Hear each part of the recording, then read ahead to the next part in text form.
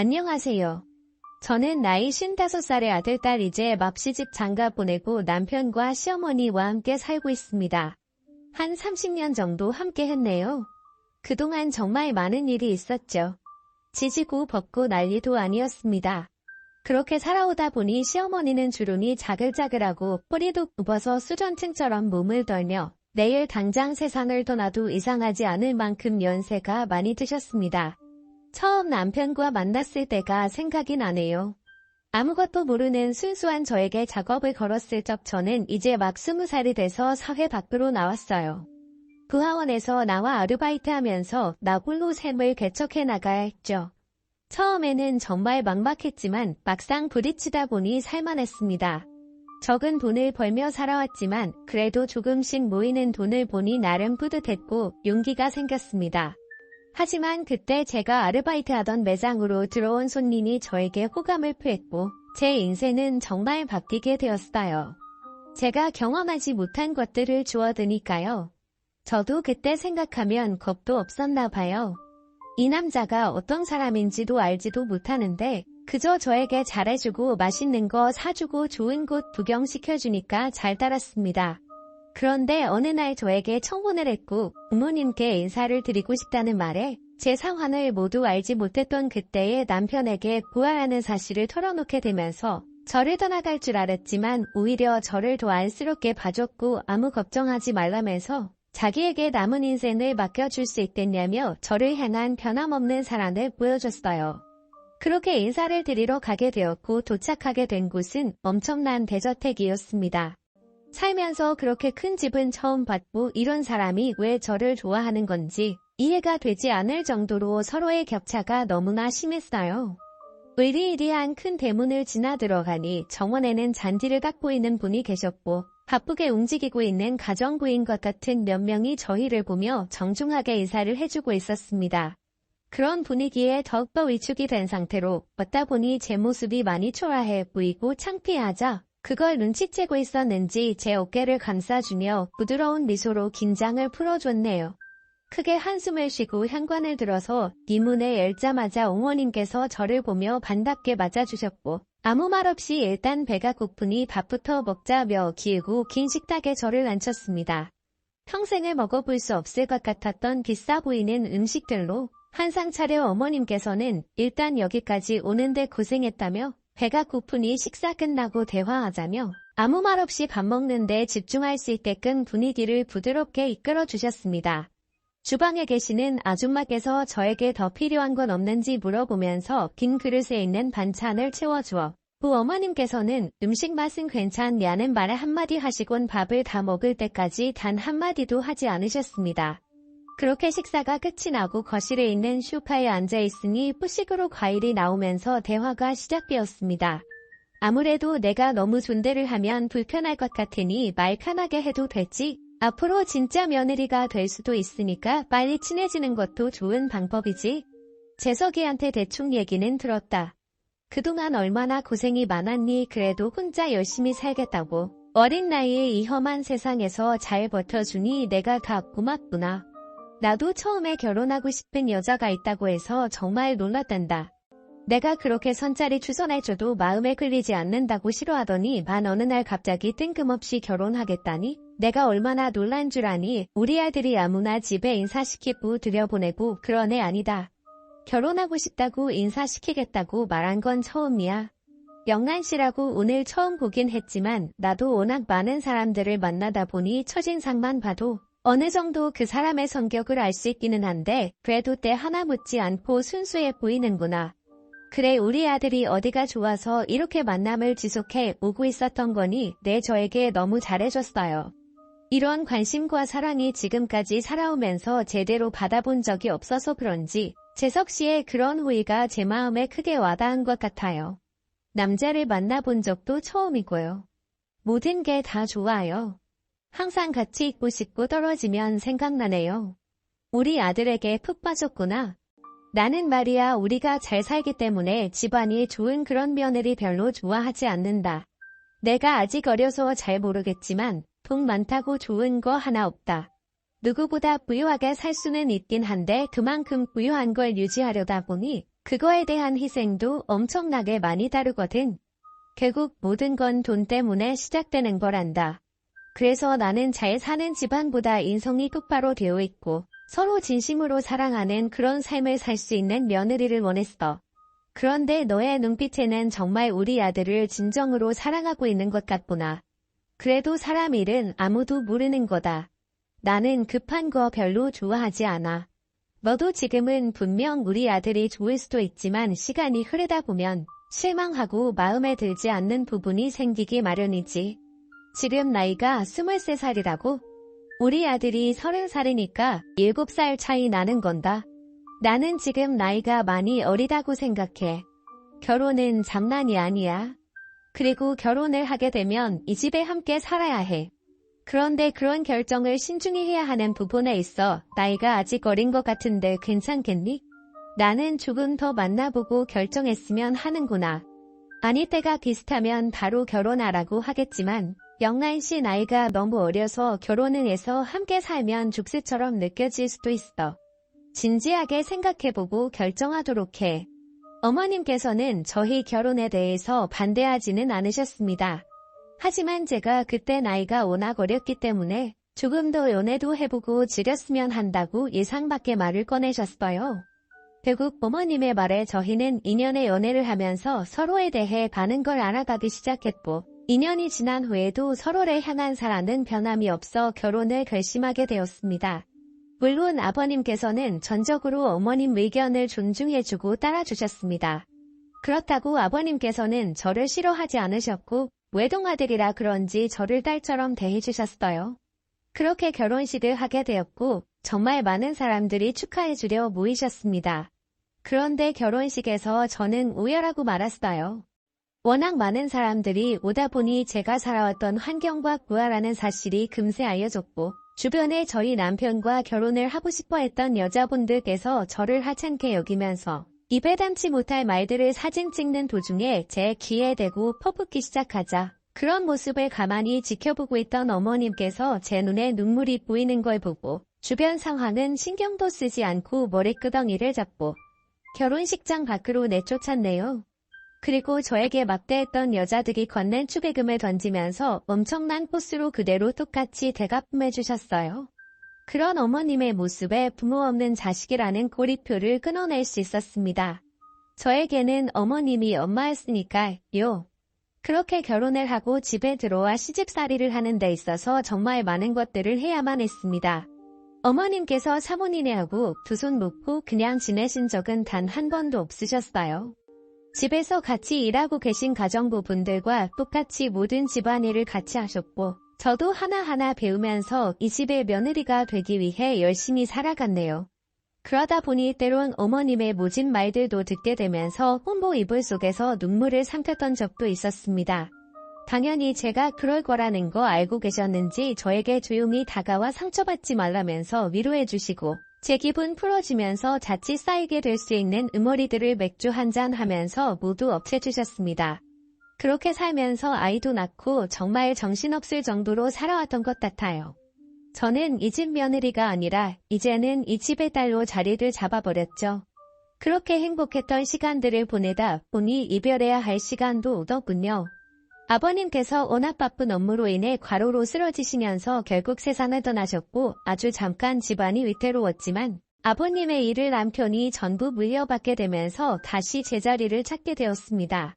하지만 어머님께서 정신적으로 많이 의지하고 계셨던 아버님이 세상을 떠나시자 많이 힘들어했고 옆에서 프로에 털어버릴 수 있게 많은 노력을 기울이면서 어머님도 금세 정상적인 생활을 하실 수 있으셨어요. 그렇게 서로 의지하며 보듬어주는 진정한 가족으로 지내면서 자식들 다 떠나보내고 넓은 집에는 저와 남편 어머님만 남게 되었네요. 그런데 어느 순간부터 어머님께서 깜빡깜빡하시는 상황들이 자주 생기셨고 그런 모습이 걱정이 돼 병원에 찾아가 검사를 받아보니 치매 초기 판정을 받게 되셨습니다. 심각한 건 아니기 때문에 진행이 빠르게 오지는 않을 거라며 너무 걱정하지 말라면서 간단한 약을 처방받고 돌아오는 길에 자신이 치매 판정을 받았다는 거에 꽤나 충격을 받으셨는지 한동안 말이 없으셨습니다. 혼자만의 생각할 시간이 필요하신 것 같아 저는 조용히 있었네요.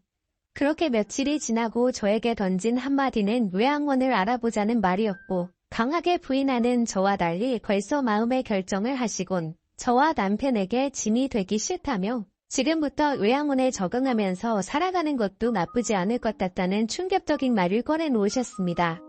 저와 남편은 정말 강하게 반대했죠.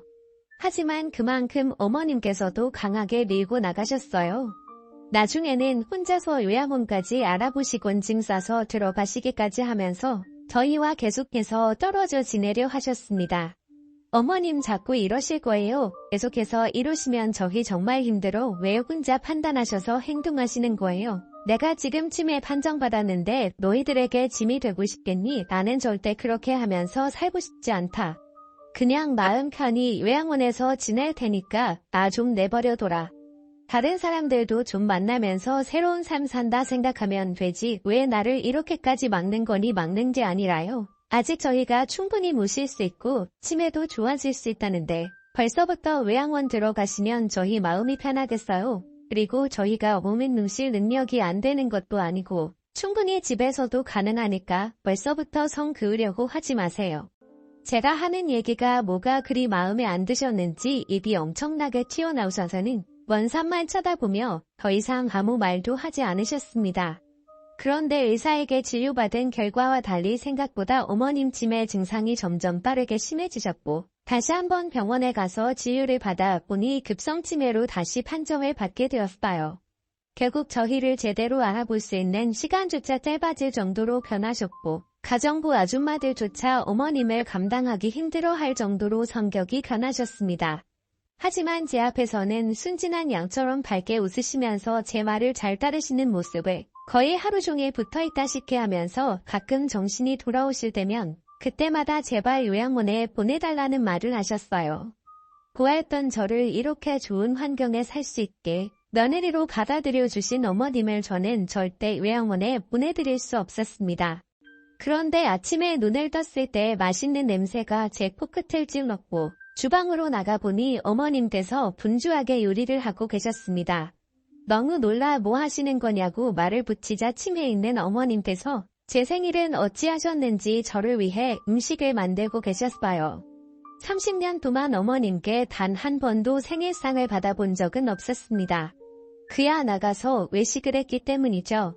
그런데 음식을 만드시면서 그동안 한 번도 생일상을 직접 차려준 적이 없어 마음에 걸렸다며 제가 좋아하는 음식 위주로 한 상을 차려주셨길래 결국 제 감정이 터지고 말았고 눈물이 흐르고 말았어요.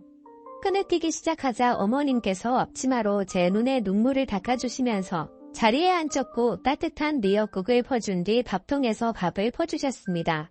주방에서 분주하게 움직이는 뒷모습을 바라보며 어머님께 잘 먹겠다는 말과 함께 밥을 푸려고 하자 너무나 큰 충격을 받아 결국 오열하고 말았습니다. 밥통에는 밥이 담겨있는 게 아니라 개밥이 담겨 있었고 어머님께서는 그게 밥인 줄 알고 밥그릇에 가득 개밥을 퍼주셨네요. 제가 잘 먹는 모습을 지켜보고 싶으신지 반대편에 앉아 웃으면서 빤히 쳐다보고 계셨고 멈추지 않는 눈물을 흘리면서 어머님을 바라보자 제 옆에 오시더니 감동받았냐면서 얼른 먹으라며 개밥을 미역국에 말아 한 숟가락을 제 입에 갖다 대셨습니다. 해맑게 웃고 있는 모습에 너무나 가슴이 아파졌어요. 치매이신 어머님께서 어디까지가 정신이 있으셨던 거고 어디서부터 정신이 끊긴 건지 알 수 없었지만 그런 건 중요하지 않았습니다. 저를 사랑하고 계신 마음 하나에 너무 고마웠고 감사했네요. 저는 입을 벌려 어머님께서 맛있게 개밥을 미역국에 말아주신 한 숟가락을 먹으며 너무나 맛있다고 온몸으로 표현을 했고 제가 너무나 좋아하자 어머님께서는 아이처럼 기분이 좋아지셔서는 많이 먹으라며 한 숟가락 덮어서 제 입에 넣어주셨습니다.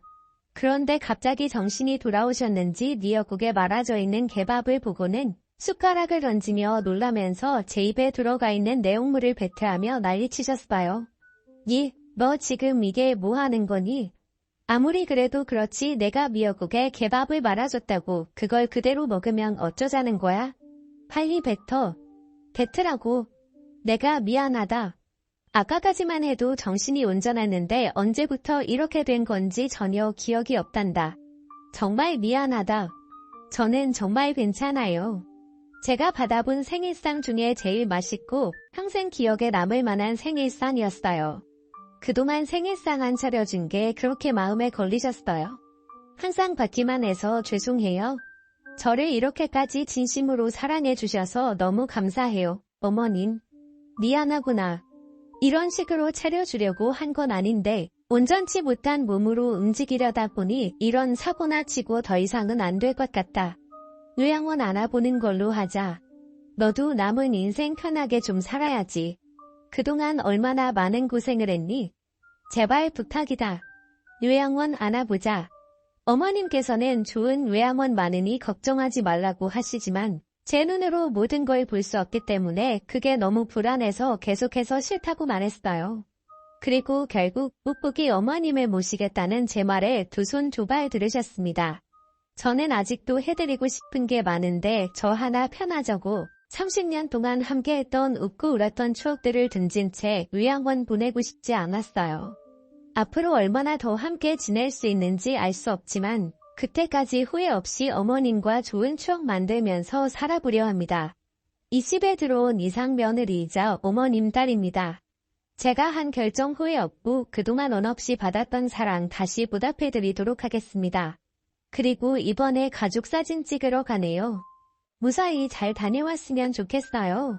병원에서 받게 된 급성치매 알츠하이머 판정으로 의사는 3년 정도 예상하라고 하네요. 정말 얼마 안 남을 시간 좋은 추억 많이 만들고 행복하게 지내셨다 떠나셨으면 좋겠어요. 많이 부족한 며느리여서 항상 죄송한 마음뿐이네요. 아마 같은 증상으로 고생하시는 분들 분명 계실 거라 생각해요. 힘드시겠지만 항상 응원합니다.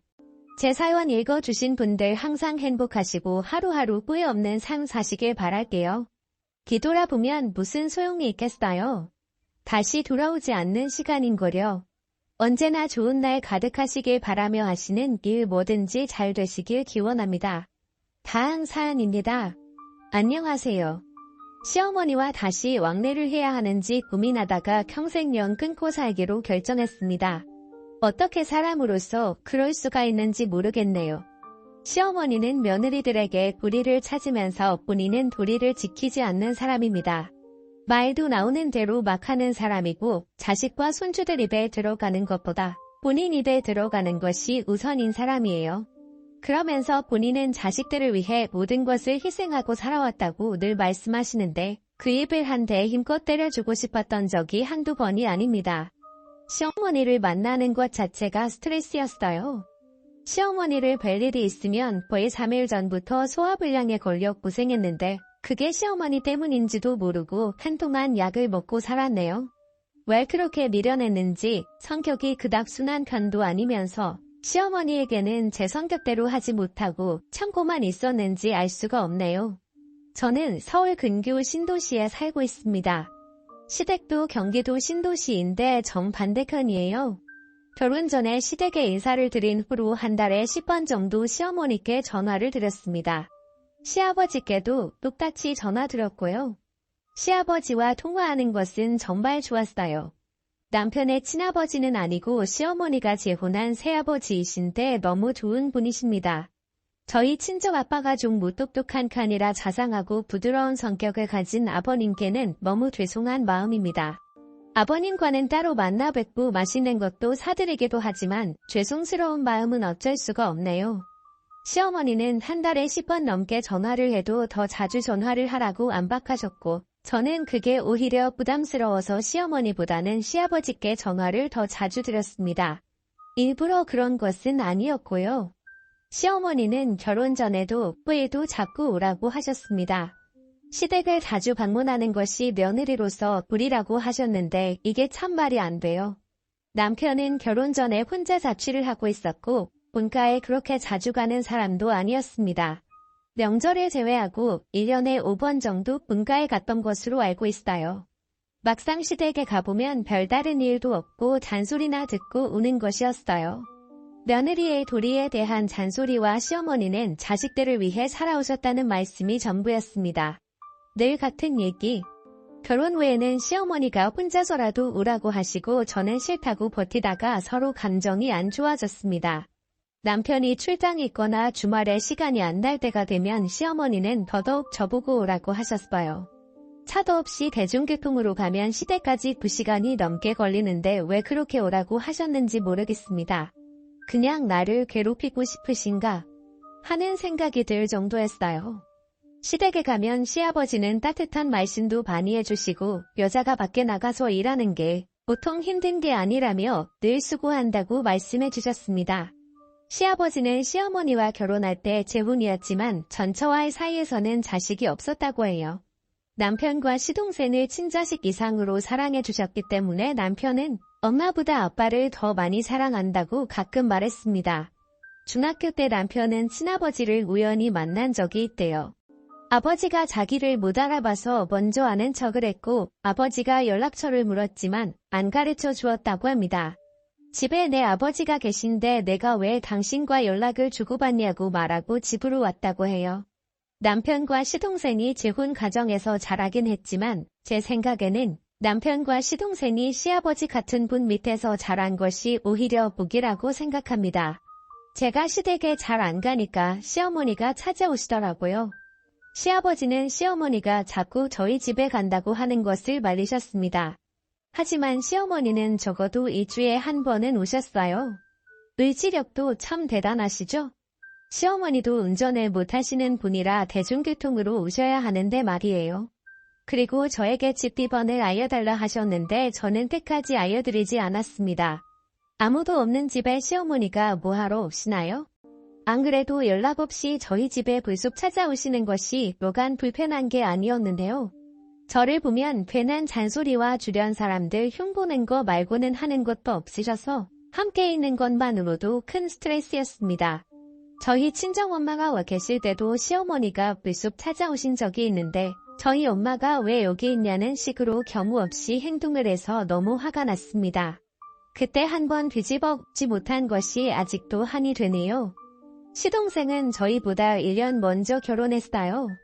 동서는 참한 스타일입니다. 언제나 웃는 얼굴인데 한 번이라도 함께 시간을 보내보면 참 좋은 사람이구나 하는 생각이 들 정도예요. 결혼한 지 좀 오래되었지만 동서는 아직 아이가 없습니다. 처음에는 계획이 그런가 했는데 알고 보니 아이가 안 생기는 거였더라고요. 아이 소식 없다고 시어머니는 동선 볼 때마다 스트레스를 주셨어요. 옆에 있는 사람이 불편할 정도로 아이 얘기를 하시는데 당사자인 동서는 얼마나 힘들었을까요? 그래서 저는 동서에게 더 잘해주려고 노력해왔습니다. 시동생이 사업을 하는데 한동안 좀 힘들다는 얘기를 들었었거든요. 작년에는 뭐가 잘 되어서 큰 돈을 벌었다고 하더군요. 동서에게 너무 축하한다고 우리 같은 월급쟁이는 그런 맛을 못 보고 살아서 아쉽다며 함께 기뻐해 주었습니다. 동서도 저에게 친언니보다 제가 더 축하해 주는 것 같다며 너무 감사하다고 했어요. 동서는 저희 집 인테리어 바꿔주겠다고 했는데 제가 거절했어요. 마음만 받겠다고. 전 그러면 소고기 한번 사주라고 해서 동서에게 소고기 한번 고하게 얻어먹었습니다. 시부모님도 함께 식사를 했거든요. 동서는 식사를 사는 자리에서 시부모님께 봉투도 드리더라고요. 식대만도 꽤 나왔을 텐데 그렇게 구박이나 하고 막말이나 하는 시어머니께 봉투까지 드리는 것을 보며 참 마음이 넓은 사람이구나 했습니다. 시어머니는 봉투를 받으면서까지 막말을 하셨어요. 이런 거 맨날 받으면 뭐 하겠냐? 애 들어섰다는 소식을 들어야지. 으이그 답답아. 이러시는데 분위기 싸해지고 시동생이 시어머니께 엄청 화를 냈습니다. 꼭 그렇게 말을 하셔야겠냐고. 엄마 때문에 애가 오려다가도 말겠다고 하고 웅서 데리고 나가버렸고 그 후로 시동생은 시어머니와 연 끊고 지냅니다. 동서 성격상 자기 남편 설득해서 시댁과 왕래하자고 할 텐데 시동생이 완강하게 연 끊고 지내자고 한 것 같아요. 작년 봄에 시댁에 갔다가 제가 말 한마디 잘못했다고 사단이 났고 저도 그동안 시어머니에게 하지 못했던 말들 전부 하고 연 끊었습니다. 무슨 얘기를 하다가 시어머니는 다시 태어나도 시아버지와 결혼할 것이라고 하시더라고요. 그리고는 저에게 너도 그렇지? 이러시는데 제가 땡땡 아빠가 어머니 아들로 태어난 것만 아니라면요. 이렇게 말했습니다. 시어머니는 처음에 잘 못 알아들은 것처럼 되물으시더군요. 그래서 제가 땡땡 아빠랑 결혼하는 것은 좋아요. 아버님 같은 시아버지도 좋고요. 근데 어머님 며느리가 돼야 하는 거면 땡땡 아빠랑 결혼 안 할 거예요. 이렇게 말했습니다. 시어머니는 당신이 자식들만 위해서 살았는데 어떻게 그런 말을 할 수가 있냐 하시더군요. 어머님은 매일 그런 말씀을 하시는데 어머님은 자식들보다 어머님이 우선인 분이라는 것부터 아셔야 한다고 했어요. 며느리한테 막말하고 괴롭히는 분이신데 그렇게 하면 아들이 괴로운 것을 알면서도 며느리한테 그렇게 막 하시는 것을 보면 자식들을 위하는 마음은 전혀 없는 분 같다고 했죠. 그리고 그동안 시어머니 때문에 힘들었던 것들을 전부 얘기했습니다. 어머님이 이랬고 이랬을 때 내 마음이 이랬다. 동서처럼 착한 며느리 세상에 몇 안 될 건데 어머님은 그렇게 잘하는 동서를 구박해서 자식 하나를 잃었다. 했습니다. 시어머니는 그런 소리 할 거면 찾아오지도 말고 연락도 하지 말라고 하시더군요. 알겠다고 하고 집으로 왔어요. 집에 와서 남편은 저에게 좀 참지 그랬냐고 하더군요. 지금까지 중간에서 구경이나 하고 있었으면서 지금 그게 할 소리냐고 그날 남편과 대판 싸웠네요. 그날 이후로 시어머니가 남편에게 시도 때도 없이 전화해서 제 요구를 했나 봐요. 제가 찾아와서 무릎 꿇고 빌어도 용서하지 않겠다고 하셨답니다. 남편도 시어머니에게 한동안 시달리다가 많이 힘들었는지 시어머니와 전화로 엄청 싸우고 연락 안 하기 시작했어요. 시아버지는 저와 남편에게 가끔 전화를 하셨어요. 지금은 마음이 좀 어떠냐, 미안하다 이런 말씀을 하셨는데 아버님께는 좀 죄송합니다. 그래도 제가 살아야 하니 어쩔 수 없다는 생각이 들더라고요. 만약 시아버지 아니었더라면 시어머니와 연을 끊어도 진작에 끊었을 거예요. 아이들 봐서 참고 시아버지 봐서 참다가 그렇게 긴 세월 시어머니 때문에 스트레스 받고 살았던 거죠. 그 후로 시아버지께는 가끔 전화를 드립니다. 남편을 낳아준 분은 아니지만 정말 친자식 이상으로 남편 형제를 보살펴준 분이시니까요. 지금도 내 살펴주시려 애쓰는 분이시고요. 시어머니와 연 끊고 지낸 지 1년 정도가 지나니 마음도 많이 풀리고 다시 원래를 해야 하는 것은 아닌가 하는 마음도 들고 그렇더라고요. 아이들 보기에도 그렇고 시아버지를 봐서라도 그렇고요. 그래서 정말 큰 마음 먹고 시어머니께 전화를 드렸어요. 시어머니는 그러고 살아보니 이제 부모 마음 알겠냐? 하시면서 큰 소리를 치더군요. 자존심에 큰 소리 치는 정도는 감수하려고 했는데 시어머니는 평생 안 보려고 했는데 이번엔 넘어가 줄 테니 주말에 와서 용서를 구하라 하셨습니다. 내가 괜한 짓을 했구나 하는 생각만 들더군요. 그래서 시어머니께 평생 안 보시려고 했으니 그냥 평생 안 보고 살자고 했습니다. 시댁의 발길 끊고 지내니 마음 편하고 좋았는데 내가 왜 전화를 했는지 모르겠다고 평생 다시는 연락하지 않겠다고 말씀드렸습니다. 남편과 아이들과 행복하게 살 테니 우리 걱정은 마시고 어머님도 마음 편히 사시라 말씀드리고 전화 끊었어요. 이제 시어머니에 대한 미련을 버리려고 합니다. 시댁 자체에 대한 미련이겠죠. 아버님은 따로 만나서 아이들 보여드리고 하면 된다고 생각하며 살려고요. 아들 둘을 잃고도 시어머니는 자기 생각만 고집하고 사나 봅니다. 감사합니다.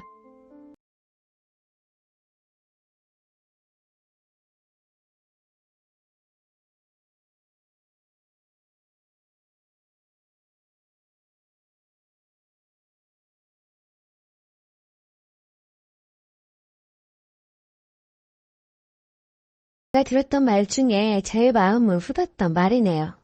이제는 진짜 끝이네요. 집에 오자마자 한참을 울었어요. 지금도 눈이 팅팅 부었네요. 마음이 힘들긴 하지만 속은 후련합니다.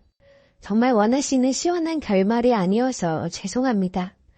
제 글을 읽고 답답하셨거나 짜증나셨던 분들도 정말 죄송합니다. 앞으로 더 좋은 사람으로 살아볼게요. 이야기 들어주셔서 감사합니다. 추가 후기 사연입니다. 오랜만이네요. 처음 사연 올리고 석 달쯤 지났겠네요. 어제 올리려 했지만 들떠있는 마음을 좀 정리하고 올리고 싶어서 오늘 글을 쓰네요. 저는 운동하고 일도 열심히 다니고 많이 괜찮아지고 있어요. 근데 어제 전 남자친구한테 연락이 오더군요. 이미 삭제한 연락처인데 오래 만났다 보니 기억을 하고 있었죠. 전화가 오더라고요. 전화 안 받았어요. 그런데 2번, 3번 그렇게 계속 전화가 오니 뭐라 말하는지 들여나 보자란 생각으로 받았습니다. 저번에 여러분이 말씀하신 그대로더군요. 너 없으면 안 된다. 너만한 여자가 없다. 내가 경솔했다. 결혼비용 방반할 테니 돌아와 달라고요. 예전이면 그렇게 이야기하면 100번 넘게 흔들렸을 저지만 이제는 그냥 가소롭더군요. 어떻게 이렇게 찌질할 수가 있을까 싶었어요. 이제 와서 반반한다고 해서 저번에 자기가 했던 말을 주워 담을 순 없는 거잖아요. 그래서 싫다고 했어요. 그랬더니 정말 잘못했다고 하며 구질구질하게 매달리더군요. 그 남자가 내 자존감을 높여준다 생각했는데 그는 날 옆에 붙어두려고 항상 본인 아니면 저를 만나줄 남자는 없다는 듯이 말했었고 그때는 그런 것을 몰랐고 다 좋았어요. 하지만 정이 떨어지고 생각해보니까 저는 많이 잡혀서 연애를 했었더라고요. 저도 그랬던 제가 한심합니다. 그동안 함께한 시간이 아까워요. 하여튼 집으로 올 테니 한 번만 만나달라 해서 남자친구 생겼다고 거짓말을 쳤습니다. 그랬더니 그럴 리가 없다고 너가 무슨 남자친구냐고 하더라고요. 저를 얼마나 학급으로 생각하고 있는 건지 알 것 같더라고요. 그래서 남자친구가 내가 다른 남자 만나는 걸 너무 싫어해서 널 만날 시간은 없다라고 딱 잘라 말하니까 자기랑 헤어지고 결혼 비용을 얼굴에 쳐박았냐 하더라고요. 그리고 제가 제 입으로 이런 말까지 하기는 정말 비참하지만 너 얼굴 보면 하다가도 식는다고 하는 거예요. 저는 어버버거리고 있긴 싫었습니다. 그래서 말했어요. 너 같은 거지 새끼는 나같이 못생긴 여자도 싫어한다고요. 그리고 욕이란 욕은 다 하고 끊었어요. 그러고 나니 정말 속이 시원하면서도 씁쓸하네요.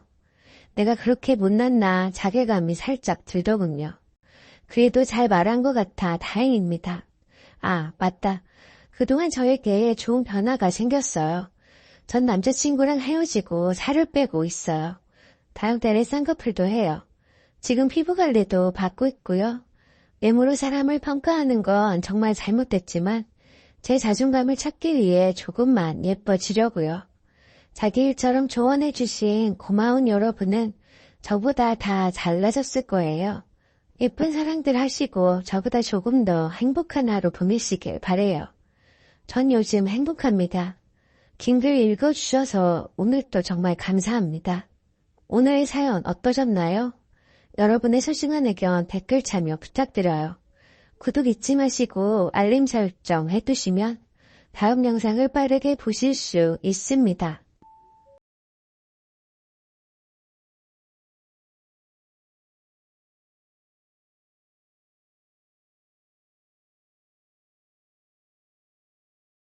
하십니다. 하시는 말씀들이 너무 어이가 없어서 일단 전화를 끊었습니다. 그리고 남편에게 고래고래 화를 냈더니 남편이 다시 어머니에게 전화를 걸어 나중에 하면 안 되겠냐고 했지만 씨알도 안 먹혔어요. 어떡해요 저. 시간을 2달 전으로 돌릴 수만 있다면 뭐든 하겠어요. 제가 어떻게 대처하는 게 현명한 걸까요? 참고로 결혼할 때 양가에서 지원받은 거 하나도 없습니다. 각 집안에서 결혼 선물로 전자제품 하나씩 받은 게 전부입니다. 아참 빼먹은 게 있는데요. 환갑 당일에 남편은 출근하고 없습니다. 남편 직업 특성상 로테이션 근무이고 그날은 하필이면 주말 출근 나이트 근무입니다. 그리고 남편 직장은 요즘 최고조로 바쁘시기라 연차 월자 못 뺍니다. 안녕하세요. 후기는 작성할 생각이 없었는데 요청이 많아 작게나마 써보려 해요. 결론부터 말씀드리면 집들이 겸 환갑잔치를 했습니다. 사이다 후기가 아니라 면목 없네요. 댓글을 보고 친정으로 피신해 있을까도 생각해서 친정엄마한테 전화했는데 저희 엄마도 어쩔 수 없는 옛날 사람인가 봐요. 언젠가 한 번은 거쳐야 하는 일이라며 눈 딱 감고 하랬어요. 결국 몇 날 며칠 생각에 생각을 거듭하다 큰맘 먹고 하게 됐습니다. 저와 남편이 없는 집에 손님들 알아서 놀다 가라 하기엔 너무 찝찝했고 무작정 잠시 타기에도 뒷일이 걱정됐어요. 저는 제가 생각했던 것보다 훨씬 겁쟁이였나 봐요. 당일에 그냥 삼겹살만 몇 덩이 사다 놓고 다른 장은 하나도 안 받은 채 손님들을 맞이했어요. 물론 상도 안 차려두고요. 어머님이 장을 다 봐오시긴 했어요. 그리고 환급상도 어머님과 외숙모분이 거의 다 차리셨어요. 저는 요리 일도 모르는 요리 무식자인 척하며 주방도구가 어디 있는지 알려드리고 구경만 했죠. 정말 바닥에 신문지 깔아드리고 어머님이 보내주신 꽃무늬 그릇들을 꺼내 해결했습니다. 저녁 식사 뒤처리는 다행히도 집에 식세기가 있어 쉽게 했어요. 저녁 식사가 밤늦게 끝난 후에도 손님들 모두 잘 생각을 하지 않으셔서 저는 그냥 먼저 자러 들어가겠다고 하고 방으로 쏙 들어와 쉬었습니다. 아침 식사는 제가 그래도 남편 낳아준 어른인데 미역국 정도는 끓여드리자 싶어 미역국 끓이고 나머지 반찬들은 퇴근하고 온 남편한테 만들라고 해서 대충 먹었어요. 아침 식사 뒤처리도 대부분 남편이 했습니다. 아무튼 저희 집에서 그렇게 한바탕 하시고는 인근에 식당 빌려 잔치 한 번 더 하고 가셨어요. 어머니께는 내려가실 때 확실히 말씀드렸어요. 이제 저랑 의논하지 않고 마음대로 쉬는 집을 약속 장소로 잡지 마시라고. 만약 또 이런 일이 있다면 저는 이혼도 마다하지 않으려 해요. 이번 한 번으로 충분하니까요. 다들 조언 주셔서 너무너무 감사합니다. 비록 고구마 후기이지만 현실과 감정에 타협한 내적 싸움의 결과랍니다. 그리고 또 웃긴 에피소드가 하나 있어 덧붙일게요. 제가 집들이 선물로 뭘 받은 줄 아세요? 제가 전빵 몇 개와 참치 통조림 몇 개입니다. 게다가 선물 세트로 나온 통조림 아니고 마트 비닐봉지에 담긴 통조림 낱개예요. 환급상 아무것도 준비하지 않길 천만 다행이었어요. 이번 일로 계산적인 걸 떠나서 시댁과 시위가에 정이 뚝 떨어지게 되었네요. 안녕하세요.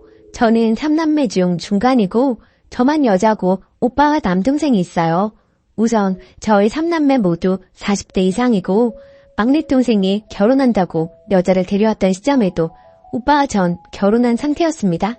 벌써 10년이나 된 이야기고 그때 남동생이 30대 초반 3살 연하 여자를 데려와서 결혼한다고 했는데 그 여자분 집안도 잘 살고 인사 오래 얼굴도 예뻤고 회사도 괜찮았던 걸로 기억해요.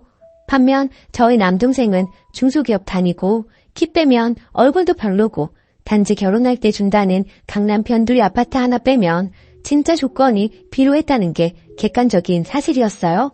아파트도 21평에 작고 오래된 아파트였어요.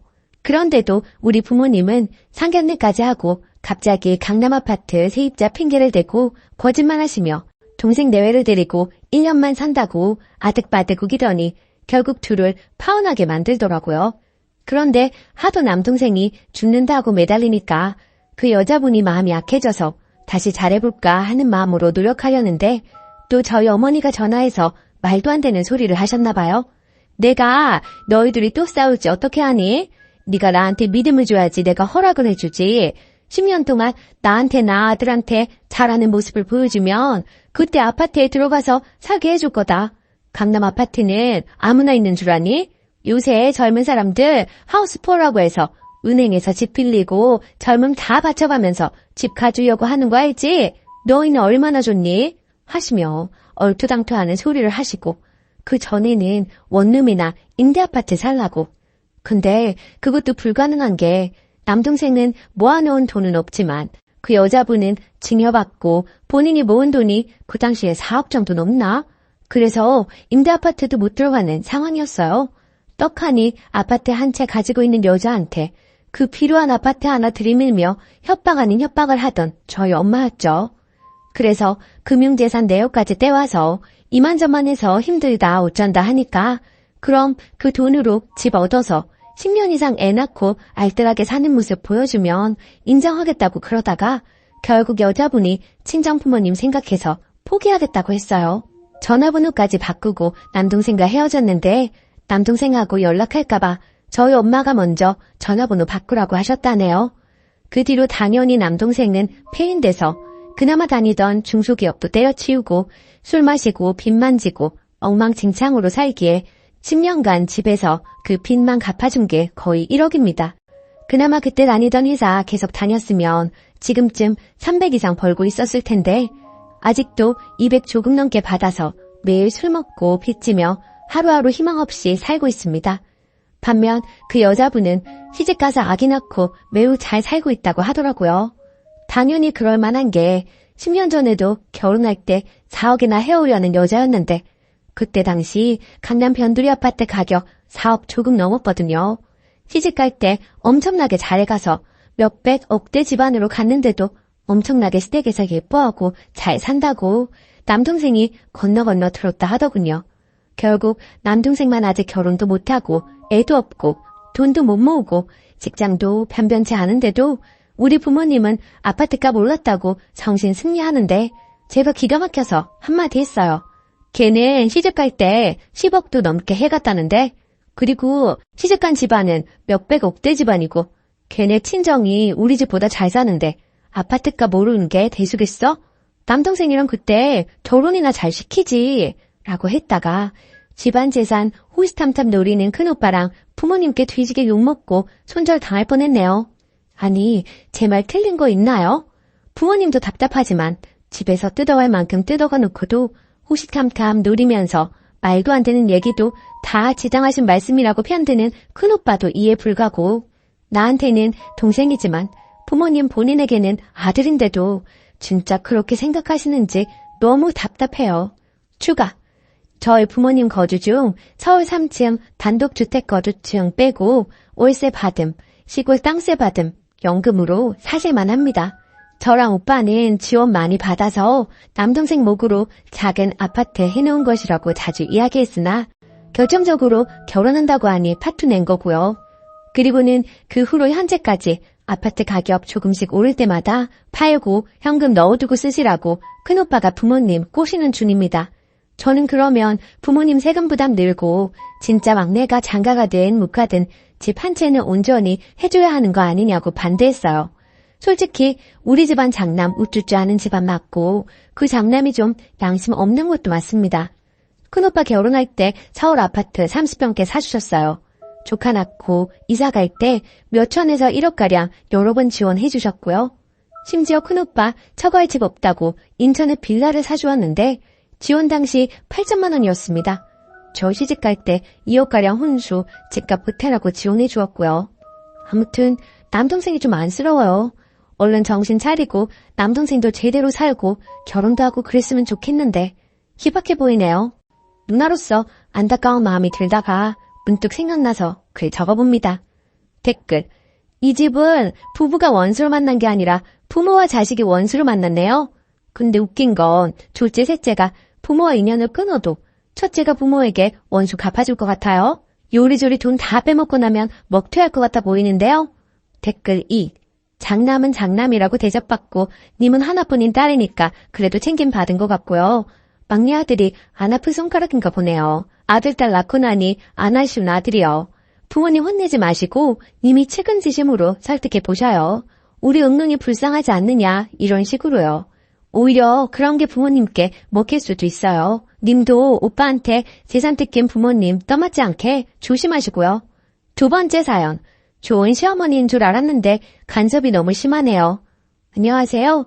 염치 없지만 얼굴도 모르는 분들께 고견 바라며 글 써보겠습니다. 저는 비혼에 가깝게 살다 결혼한 지 2년 반이 되었습니다. 그 사이에 아가도 한 명 낳았고 현재 생후 50일 넘어갑니다. 시가 구성원은 시아버지, 시어머니, 그리고 남편 아래로 9살 차이 나는 시누이가 있어요. 성격은 시아버지, 시누이는 좋게 말해 무던한 스타일입니다. 무관심이 더 맞을 수도 있겠네요. 물에 술 탄 듯, 술에 물 탄 듯. 시어머니는 일단 정신이 없어요. 나머지는 읽고 판단해 주시길 바래요. 결혼해서 너희 둘만 잘 살면 된다 하시는 시어머니 발언에 시가를 잘 만난 줄 알았어요. 어버이날, 명절, 생신에만 만났고 전화 연락은 하지 않았거든요. 주변에 연락 스트레스가 있었던 기혼자들이 많았기 때문에 정말 난 시댁을 잘 만났나 보다 생각하게 됐어요. 또 남편 말로는 시어머니가 저를 어렵게 생각하신다 해요. 제가 키도 크고 인상이 좀 센 편이거든요. 신혼 때 제가 출근해서 집에 없는 사이 시어머니께서 몇 번을 집 청소해놓고 가시길래 정말 깜짝 놀랐어요. 결국 남편 잡고 불만을 토로했죠. 회사 남자 직원들한테 고민 토로했더니 저를 놀리더라고요. 남자 직원들조차 이해 못하는 그런 상황이었던 거죠. 시어머니는 남편이 결혼 전 자취할 때 그렇게 하고 가셔서 남편은 처음에 기분 나빠하는 나를 이해하지 못하다가 제가 이해시키고 또 이해시켜서 결국 시어머니 못 오시게 했어요. 나중에 친가친척 결혼식 때 만났는데 식사하다가 다른 친척에게 본인 울었다고 말씀하시더라고요. 그 이후로 조용히 살았어요. 그런데 문제가 또 발생했습니다. 제가 출산하면서 아기 낳으러 집 비운 동안 남편이 시아버지께 욕실의 세면대 고장난 부분을 고쳐달라고 부탁했고 저도 세면대만 고쳐 놓았을 거라 생각했어요. 시어머니가 시아버지께서 우리 집 간다 하니 따라오셨나 보더라고요. 그런데 집에 와보니 시어머니가 서랍장을 사다 놓은 거예요. 솔직히 거지 같진 않지만 딱 봐도 중고이고요. 원래 쓰던 서랍장은 망가뜨려 놓아서 복도에 나와 있고 쌀 넣어놓는 가구 위치도 바꿔놓고 싱크대랑 욕실에 처음 보는 수세미들이 있고 찬장엔 처음 보는 믹서기가 있었는데 집에 처박혀 있던 것 같은 사용감이 있고 조금 더러운 중고였고요. 또 그릇들도 있었는데 믹서기와 같은 상태였고 새 것 아니었어요. 바디워시를 다른 두 제품을 한 통에 섞거나 용기 겉면에 매직으로 바디워시라고 써놓았더라고요. 저는 제가 없는 동안 집 인테리어가 바뀔 정도의 변화는 예상도 못했고 남이 쓰던 것 같은 상태의 물건들을 쓰고 싶지도 않았어요. 남편이랑 결국 또 싸웠어요. 위에 언급한 것들 볼 때마다 우라통이 터지고 안 그래도 출산은 모든 것이 처음이라 어렵고 신생아라 저는 좀비 상태로 지낸다고 힘든데 그것들이 보일 때마다 울분이 올라오더군요. 어찌저찌 그냥 버티면서 지내다가 아기는 한번 보여드려야겠다 싶어 어느 날은 초대를 했어요. 집에 들어오자마자 18리터 정수기 통을 주시며 여기다 쌀을 넣어둬라 그래야 벌레 안 생긴다 하시고 샤워 수건을 주면서 이거 긴 거다 목욕할 때 이걸로 씻어라 멸치 액젓을 주면서 이거 김치찌개에 넣으면 맛있다 등등 정신없이 속사포처럼 쏟아내시더라고요. 정말 표정 관리하느라 힘들었어요. 아기를 한 번씩 안겨드리고 잠깐의 대화를 나눴어요. 아기가 잠이 들고 방에 누이고 배달한 음식이 도착했고 먹으려는 찰나 아기가 깨서 울어서 제가 아기를 재우러 방에 들어갔어요. 아기가 낯선 사람들이 와서인지 잘 못 자더라고요. 거실에서 시끄럽게 하기도 했어요. 방 안에 들어가 있으니 시어머니가 찬장도 열고 그릇이 어쨌니 냉장고도 열고 남편한테 본인이 한 된장찌개 먹었니 하면서 살림을 다 건드리더라고요. 정말 나가서 싸울 뻔했어요. 여하튼 참고 시가 식구들은 가고 남편이랑 또 싸우게 됐지요. 남편이 시어머니께 못 오게 한다고 전화 건다 하더라고요. 통화로 남편이랑 시어머니랑 엄청나게 싸웠어요. 내 앞에서는 좋은 사람인 척 하던 분이 걔가 그래? 장모한테 물어본다. 장모는 집에 오게 하면서 나는 왜 못 오게 해? 하시더군요. 저희 엄마가 아기 목욕시켜주시고 저 낮에 쉬게 하려고 오시거든요. 아무튼 매우 사나운 말투로 엄청나게 또 쏟아내더라고요. 수화기 너머로 들리는 그 소리 때문에 정이 완전히 사라졌어요. 그리고 어버이날에는 남편 만시가 갔다 왔어요. 아기도 있고 제가 아기 보느라 허리가 나가서 잘 못 걸었거든요. 남편이 가서 얘기했는데 시어머니가 본인이 잘못했다, 미안하다고 했다던데 솔직히 저는 그 말 들어도 안 괜찮아요. 남편이랑 시어머니 통화 사건 이후로 시어머니 생각만 하면 숨이 가빠지고 이게 공황장애인가 싶게 되어버렸어요. 제가 어떻게 해야 하죠? 곧 아기 100일인데 저는 친정집에서 친정 식구들만 100일상 차려서 축하하고 싶은데 남편이 서운해할 것 같아서 밖에서 100일상 차려서 시가 식구들도 초대해야 하나 싶기도 한데 또 시어머니 볼 생각에 가슴이 갑갑해집니다. 추가 댓글 잘 읽어보았습니다. 제가 너무 예민하다는 분들도 계시고 자꾸 물어보지도 않고 남의 살림 간섭하는 시어머니가 너무하다는 분들도 계시네요. 사실 전 친정엄마가 그래도 싫을 것 같거든요. 시어머니라서 참다 보니 더 터진 것 같기도 하네요. 그리고 시어머니가 인정 욕구가 강해요. 본인이어야지만 된다는 생각이 있으신 것 같아요. 그리고 제가 볼 땐 시어머니 살림 잘하는 편도 아닙니다. 그리고 원래 시어머니가 남편이랑 싸운 다음에도 이해를 못 하셨어요. 본인 여동생이랑 친한 친구가 아들이 있어서 둘 다 시어머니 위치인데 공교롭게 그 두 집안에서 아기를 봐달라 했나 보더라고요. 그래서 당연히 본인도 그렇게 되겠거니 했나 봐요. 근데 그 둘은 정상이니 며느리가 부탁도 한 것 같아요. 시어머니가 이번 일 일어나고 그 두 분한테 물어봤고 그 두 분이 우리 집 가지 말라고 그랬대요. 그리고 시아버지를 왜 물건 고치는데 부르냐 하시는 분들이 계셨는데 시아버지가 손기술이 좋으시거든요. 그래서 가볍게 부탁했나 봅니다. 허를 찌르는 지적이었네요. 앞으로는 전문가 이용하겠습니다. 저는 저희 부모님 욕 먹을까 봐서 가장 걱정이라 아직 가만히 있는 중이거든요. 솔직히 시어머니가 절 싫어해도 상관은 없어요. 어차피 노력하든 안 하든 저 좋아할 사람은 좋아하고 싫어할 사람은 싫어하니까. 다른 사람이 나에 대해 갖는 호감, 비호감에 관해 관심 없고요. 하지만 중간에서 남편이 많이 힘들 테니 정말 최소한의 도리는 해야겠다라고 생각의 정리는 맞췄네요. 댓글 읽고 남편 잡지 말고 잘해줘야겠다 싶었어요. 남편은 제 편이어야 하니까요. 100일은 시댁 식구들하고 밖에서 소소하게 밥 먹어야겠습니다. 깨달음 주셔서 감사해요.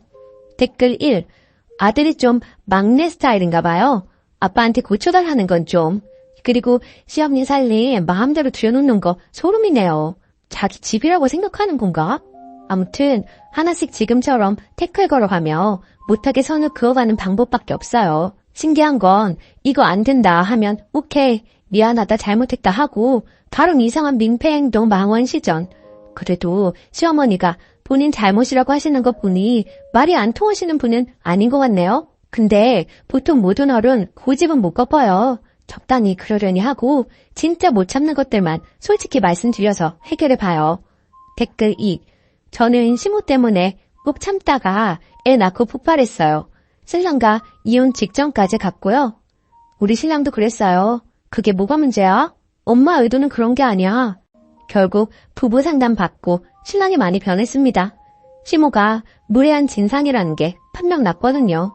내 말은 죽어도 안 듣더니 상담받고 변하더라고요. 암튼 신랑이 시모한테 난리 1차, 나도 시모한테 쌓인 거 폭발해서 다박다박 말했어요. 결국 시모 사과했고 지금은 내 눈치 엄청나게 봅니다. 하지만 막말은 계속하긴 해요. 이건 인간성 문제 같아서 저도 어느 정도 포기했습니다. 시모가 또 막말하면 무식하다, 쌍스럽다 이렇게 생각하세요.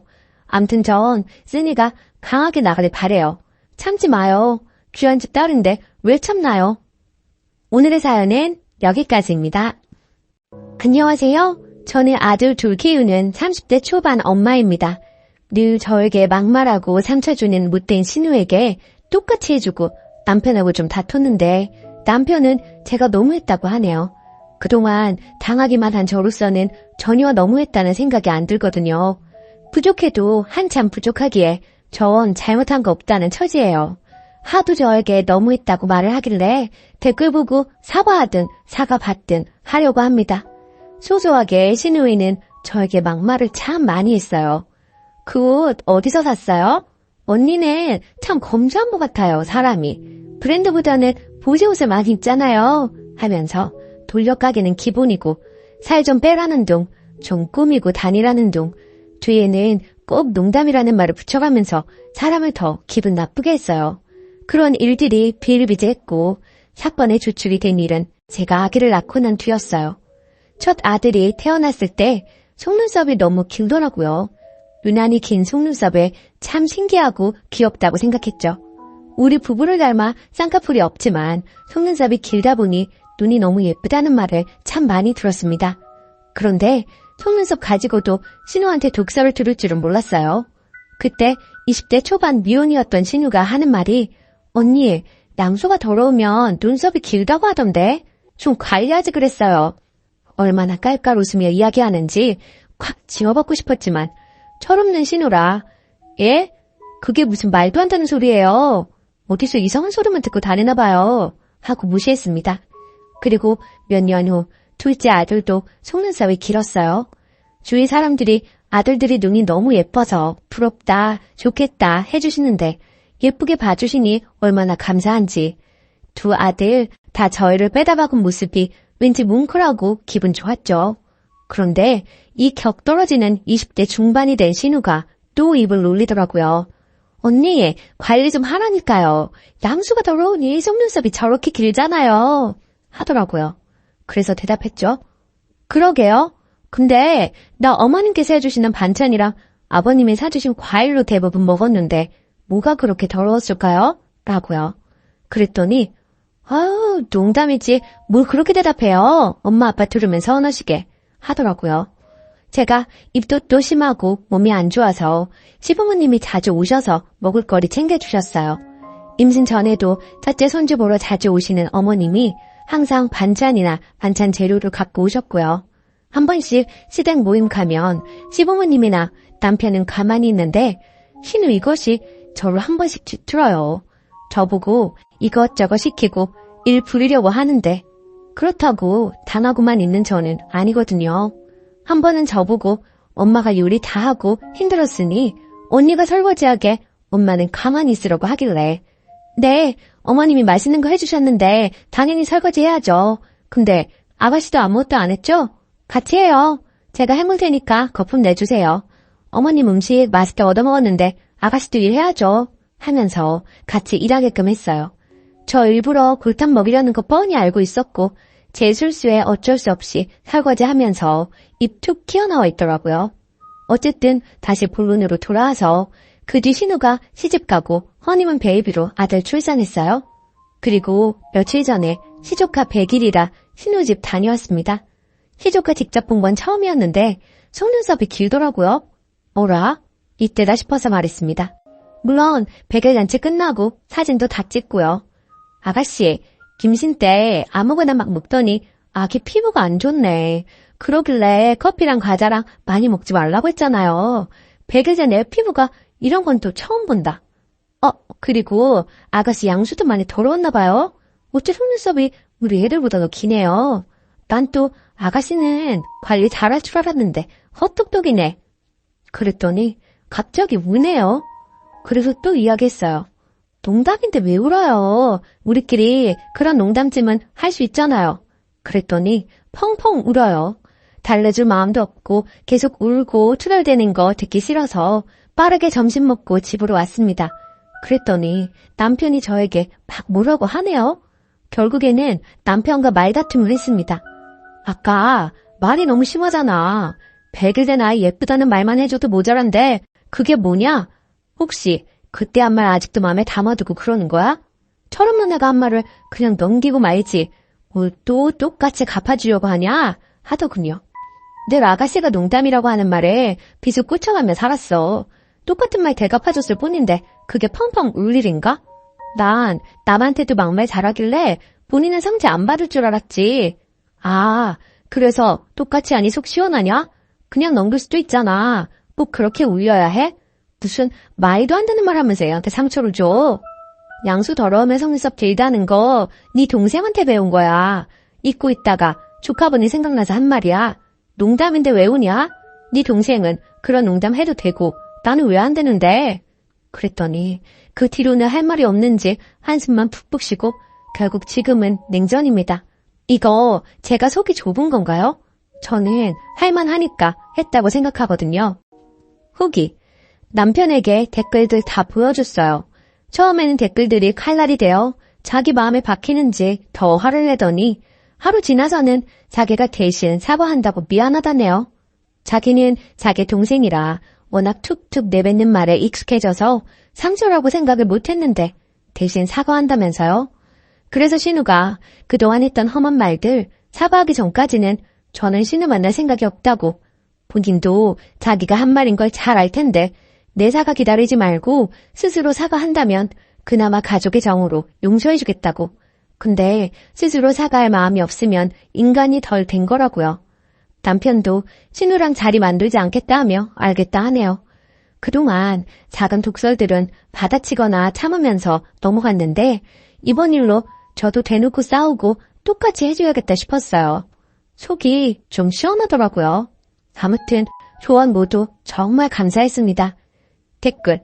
완전 잘하셨어요. 확인사살 해줘요. 조제 가졌을 때는 관리 잘하라고. 남편은 남의 편이라 그래요. 그냥 깡그리 무시해줘요. 댓글 2. 그 신우 정말 어이없네. 고작 한 번 듣고 울어요. 님은 2번씩이나 똑같은 말을 들었는데 남편분은 어디 머리가 고장나셨나? 본인이 남편으로서 저런 말 둘째 때는 하지 못하도록 제 동생 관리를 했어야지. 더러운 건 양수가 아니라 신우 주둥이구만. 2번째 사연. 저희 엄마와 잘 지내는 줄 알았는데 아내가 이혼하자네요. 안녕하세요. 너무 답답한 마음에 글을 올립니다. 아내에게도 보여줄 생각으로 솔직하게 쓰겠습니다. 결혼해서 이제 돌된 아기를 키우고 있습니다. 아내와 결혼할 때 양가에서 반반 지원받았고 아내는 모아둔 돈이 5천만 원 가량 있었고 저는 모아둔 돈이 없는 상태였습니다. 이 부분에 대해 늘 아내에게 미안하게 생각합니다. 결혼하고 맞벌이로 생활하다가 아내가 임신하며 일을 관두고 결혼하고 경기도로 거처를 옮기는 바람에 주변에 아무도 없고 양가 도움밖에 먼 거리라 아내 혼자 육아중입니다. 아내는 결혼하고 친구를 만난 적도 손에 꼽고 아기 태어나고는 외출을 아예 안 합니다. 제가 주말에 나가서 친구들과 시간 보내라 해도 주말엔 가족과 시간 보내고 싶다며 나가질 않습니다. 본인을 위한 건 아무것도 사질 않고 항상 제 것과 아기 것만 사길래 옷 좀 사자고 밖에 데리고 나가도 눈요기만 하고 돌아옵니다. 출산 선물로 명품 가방 사준다 골라보라 해도 그런 건 나중에 여유 있을 때 사도 늦지 않다고 이야기합니다. 결혼 전 화려하고 꾸미는 거 좋아하고 친구도 정말 많은 사람이었는데 결혼 출산으로 모든 것이 바뀌었는데도 힘든 내색 없이 매일 행복하다는 사람이기에 저도 너무 행복했고 문제가 없을 줄 알았습니다.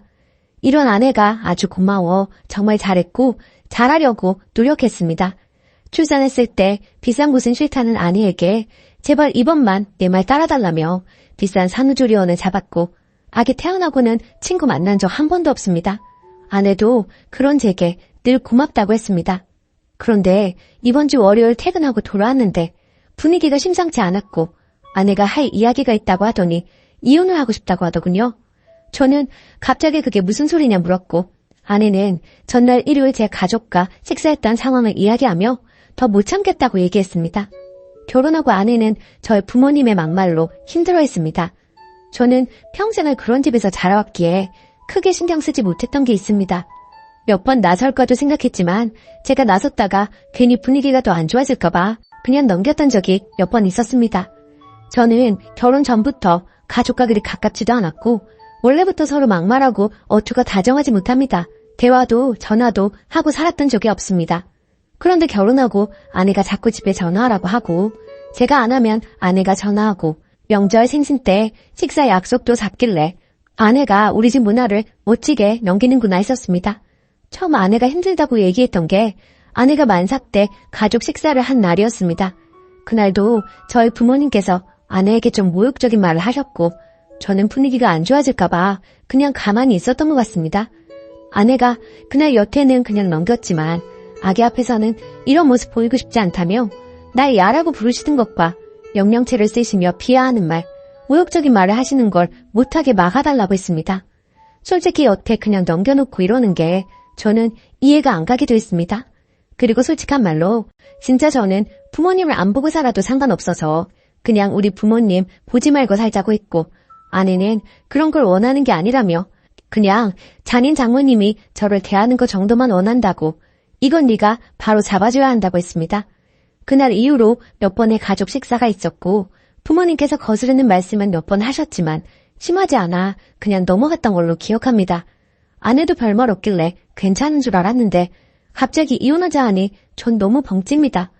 여태 저희 부모님들께서 하셨던 행동들과 말들을 날짜별로 모두 정리해서 적어둔 걸 보여주며 여태 본인은 이만큼 참았고 아기를 위해서도 더 그만 참고 싶다고 합니다.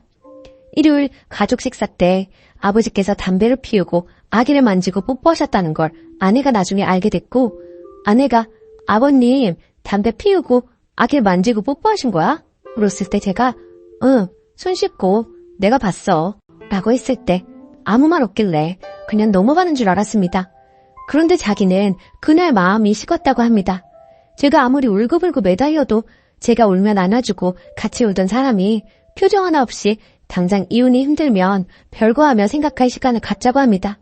솔직히 전 부모님이랑 영 끊어도 상관없습니다. 결혼 전에 저는 정말 불행했어요. 결혼하고 이제야 행복해졌는데 제가 왜 우리 부모님 때문에 이런 일을 겪어야 하는지 정말 너무 아내를 붙잡고 싶습니다. 제발 아내를 잡는 방법을 알려주세요. 후기. 여러분들의 조언을 통해 그동안 제가 얼마나 잘못했는지 궁극적인 문제는 저에게 있다는 것을 절실히 깨달았습니다. 아내는 단호한 성격으로 한번 마음먹으면 잘 변하지 않기에 결국 저희는 별거를 했었습니다. 2개월가량 하게 되었고 그동안 아내에게 매일같이 편지 쓰고 마음을 돌리려고 노력했어요. 그리고 아내에게 앞으로는 절대로 이런 일이 없을 것, 이윤을 제외한 모든 걸 아내가 원하는 대로 할 테니 한 번의 기회를 더 달라고 했습니다. 그래서 결국엔 다시 합치게 되었고 시댁과 만남 횟수와 시간을 줄여서 최소한 교류를 하기로 했고 혹시나 또 부모님이 잘못된 언행을 하시면 적극적으로 제가 해결하기로 했습니다. 정말 이혼을 했으면 어쩔 뻔했나 너무 아찔하고 무서웠네요. 한 번의 기회를 더 얻었으니 이제부터는 더 아내의 말에 귀 기울이겠습니다. 정말 감사합니다. 댓글. 부모 앞에서 아무 말도 못할 수는 있는데 그게 반복되는 순간 아내를 어떻게든 부모와 떼어놓았어야 해요. 직접적으로 개입해서 아내를 도와줬어야죠. 그런 모습도 안 보이는데 어떻게 평생을 같이 살 수가 있나요? 댓글 2. 너희 부모가 문제가 큰 게 아니라 이 험한 세상에서 겨우 자기 부모도 못 막아주는 네 놈을 믿고 살 수가 없다는 거예요. 글만 봤는데도 님이 얼마나 찐따 같은지 잘 느껴지는데 님이랑 살 부비고 사는 마누라는 어땠겠어요? 오만정 털릴만 하지. 이 와중에 부모 탓만 하고 있는 거 보니까 평상시에 다른 일에도 어떤 태도일지 뻔하네요. 한 번 더 기회가 있으니 잘하세요. 일단 지금은 그냥 시부모님이랑 아예 안 만나게 하는 게 낫겠어요? 오늘의 사연은 여기까지입니다. 안녕하세요. 다름이 아니라 오늘 좀 황당한 일이 있어서 이렇게 글을 쓰게 되었어요. 글쎄, 시누이가 어머니한테서 돈을 빌려간 걸 오늘 알게 되었어요. 한 10년째 어머니 생활비 제가 20만 원씩 드리고 있어요. 어머니는 월세 좀 받아서 생활하고 계십니다. 전 시누이가 용돈 15만 원씩 준 지 한 8년 정도 되는 걸로 알았는데 시어머니의 쌈짓돈이 제법 많으셨네요. 시누이가 어머니 돈 죄다 융통해서 쓰고 있는 줄 그간 몰랐었어요. 시어머니랑 대화 중에 제가 저희 아파트 중도금 때문에 힘들다고 했더니 빌려주시겠다고 하시더라고요. 솔직히 좀 놀랐어요. 그리고 어떻게 저희 중도금은 저희 능력으로 해결할 수 있기 때문에 거절은 했는데요. 시누이가 어머니 돈 야금야금 가져가고 있었으면서 시침이 딱 되고 언제나 기계 등등했던 걸 생각하니까 너무 얄밉네요. 저희 시누는 저에 대한 배려는 하나도 없는 사람이거든요. 친정에 와도 전 하나 까딱하지 않고요. 그렇다고 일하는 며느리에게 미안하거나 걱정해주는 그런 거 하나도 없습니다. 여왕처럼 그렇게 바쁘죠. 말도 함부로 하고 너무 거만한 게 기가 찹니다. 그리고 어머님은 자꾸 제 앞에서 집을 아들 명의로 돌려야 하는데 라고 하세요. 막상 저는 크게 그런 부분에 관심도 없는데 자꾸만 저렇게 말씀만 하시니 이제는 저 부리려고 하시는 술집처럼 느껴집니다. 집으로 유세하시는 게 신혼 때부터 지금껏 20년이 되려고 해요. 그리고 솔직히 집 전세금 빼면 1억도 안 되고요. 시누이 가져간 돈이 어렴풋이 8천에서 9천 정도 되는 것 같아요. 그럼 시누이 한 차 다 가지고 있고 어머니 갑자기 돌아가시면 방법은 없죠. 그저 시어머니는 집을 아들 명의로 바꿔야 하는데 말로만 하시고 유세만 하시네요. 시누이는 돈 욕심도 많고 아주 독하고 모진 성격이에요. 늘 돈 굴릴 생각만 하고 돈 거립니다. 그러니 무슨 일이 생겼을 때 돈 내놓을 사람이 아닙니다. 아무래도 어머니가 시누이 가머니설에 농락당하시는 것 같아요. 원래부터 손아래 시누이 너무 거만해서 늘 불편했는데 아마 돈 문제 불거지면 한치 양보도 없을 것이 불보듯 뻔합니다. 저는 맏며느리라고 불임당하고 구박받고 이혼만 당하고 산 것 같아서 어이없어요. 시누이 나중에 지가 마지노릇도 불사하겠다고 하면 말릴 이유도 없지만 노릇 같은 거 할 위인도 못 되고요. 저희 남편은 시누이가 저리 설치는데도 불구하고 제 말에는 귀도 안 기울이네요. 한마디 하고 싶은데 어떻게 해야 할지 고민입니다. 추가, 많은 관심 감사드립니다. 참고로 말씀드리면 위에도 언급했듯이 시어머니한테 중도금 안 빌립니다. 힘들긴 하지만 해결할 수 있어요. 그리고 시누이가 돈 가져간 거 좀 눈치가 엿보여 중도금은 그냥 흐린 말이었는데 어머니가 반응하신 거죠. 딸이 돈 빌려가도 친정에는 안 갚아도 된다는 건 도둑년 신부 아닐까요? 시누이는 그러고도 남을 것 같아서 더 열이받아요. 그간 시누이한테 상처받고 쌓였던 게 더 큰 것 같습니다. 그렇지 않았다면 이렇게까지 열이 받지는 않았을 것 같아요. 돈이야 원래 없었다고 생각할 수도 있는 문제이지만 신우이 하는 짓이 정말 밉상이거든요.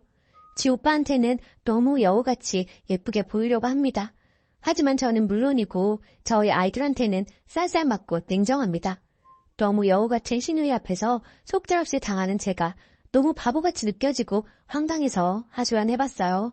집에 들어가니 시어머니는 신우이 사진 닦고 계시고 자기 딸은 너무 아까워 부엌 근처에는 얼씬도 못하게 하시는 분이 돈까지 다 빌려주셨다고 하니 속상하더라고요.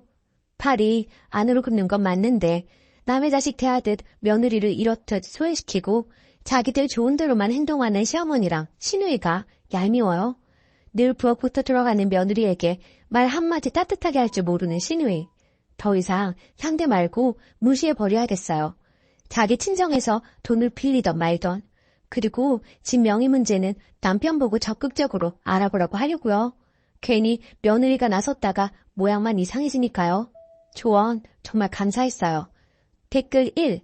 쓰니님 서운하고 섭섭하시죠? 오죽하면 봄볕엔 딸 내놓고 가을볕엔 며느리 내놓는다고 하겠습니까? 쓰니님도 아이들 계시지요? 옆집 아들딸하고 내 아들딸이 같은가요? 달라요. 시어머니가 시누이를 아까워하고 사랑하는 거 그건 뭐 어쩌지 못해요. 님도 대신 님의 친정에서 사랑받는 딸 아닌가요? 누가 이해해주기 바라지 마시고요. 님의 권리 스스로 찾으세요. 며느리라 왜 부엌부터 들어갑니까? 그것부터 바꾸세요. 시댁팔길 자주 가지 마세요. 서서히 줄이시던지요. 댓글 2. 야박하시네요. 시어머니한테 용돈 드리는 20만 원, 말 그대로 용돈이지 생활비는 아니죠. 결국 시어머니가 약간의 경제력이 있다는 건데 설사 경제력이 없어도 내 손 떠난 돈의 쓰임 출처까지 이렇게 검사해야 하는지요? 어머니로서는 시누이가 딸인데 아들만 자식인가요? 그리고 아들, 딸 입장을 떠나 자식된 도리로 용돈 드리는 거 아닌가요? 아들이라 나중에 집 물려받을 생각에 용돈 드리는 것인지요? 그냥 내 남편의 부모니 말 그대로 용돈 드리는 거로 생각하세요. 집집이 모두 경우에 따라 다르겠지만 시어머님이 재산을 물려주시면 고마운 거고 안 주셔도 할 수 없지 않나요? 시어머니 재산 시어머니 맘대로 하시는 건데요. 조금만 너그럽게 생각하세요. 두 번째 사연. 의사 아들이라고 생활비 300만 원 요구하는 시댁 힘들어요. 저는 결혼 3년차 주부입니다. 30살 간호사와 33살 레지던트로 만나 결국 결혼까지 꼴이나게 되었습니다. 그런데 결혼할 당시에 저도 사회생활을 늦게 시작했고 신랑도 사회생활을 늦게 시작해서 모아놓은 돈이 한 푼도 없었습니다. 게다가 양쪽 집안의 형편이 좋지 않았던 터라 예단 예물 혼수 다 생략하고 결혼식만 올리기로 했습니다. 이 생각은 전적으로 제 신랑의 생각이었고요. 그렇게 결혼을 하고 신랑이 전문의를 따면서 신랑 앞으로 대출을 받아 34평 아파트를 한 채 장만했습니다. 거의 대출을 이용해 아파트를 분양받은 셈이 되겠네요. 그리고 남편의 연봉이 8,500인데 전문직이라 세금이 꽤 많이 떼이는 편입니다. 참고로 저는 신랑의 권유로 일을 그만두고 2세 계획에 전념해 있는 상황이고요.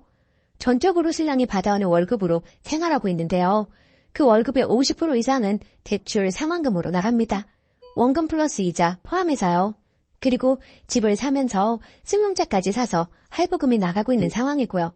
거기에 각종 보험, 세금, 생활비, 적금 등등 게다가 신랑 의대 다닐 때 학비 대출받은 거 장기를 받아서 아직도 남아있습니다. 그거 다 떼고 나면 100에서 150 정도가 남습니다. 그리고 제 신랑의 계획은 시댁의 용돈 70만 원, 저희 친정에 70만 원 이렇게 드리려고 했었다고 합니다.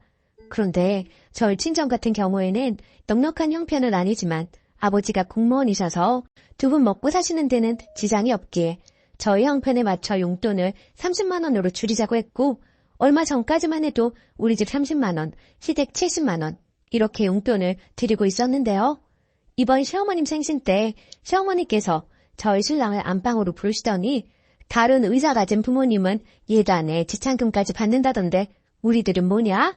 그런 거 하나 받은 거 없고 완전 꽁으로 결혼을 했어. 용돈이라도 한 달에 300만 원 줘라. 그래야지 원 이거. 저희 신랑도 월급 받으면 뻔히 어디로 들어가는지 잘 알고 있었기에 착잡해 있었고요. 그리고 이번 달 시부모님 용돈 보내드리던 날짜에 도저히 300을 맞출 수가 없어서 일단 100만 원을 보내주었더니 다시 저희 통장으로 재송금을 하셨더라고요. 그걸 알게 된 신랑, 화가 났는지 바로 시댁으로 전화를 하더라고요. 유목조목 설명시켜 드리더라고요.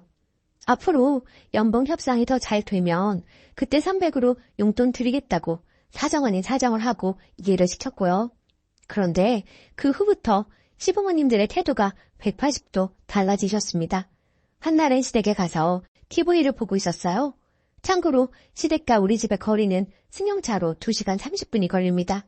그래도 한 달에 한 번 이상은 꼭 가려고 노력하고 있고요. 그런데 TV 보시면서 시어머니께서 하시는 말씀이 저 들으라는 듯이 원래 집안의 경제는 여자가 조정하는 건데 저렇게 여자가 돈을 쥐고 있으니 시댁 식구들한테 돈을 쓸 리가 없지 하시면서 마구마구 비난을 하시더라고요.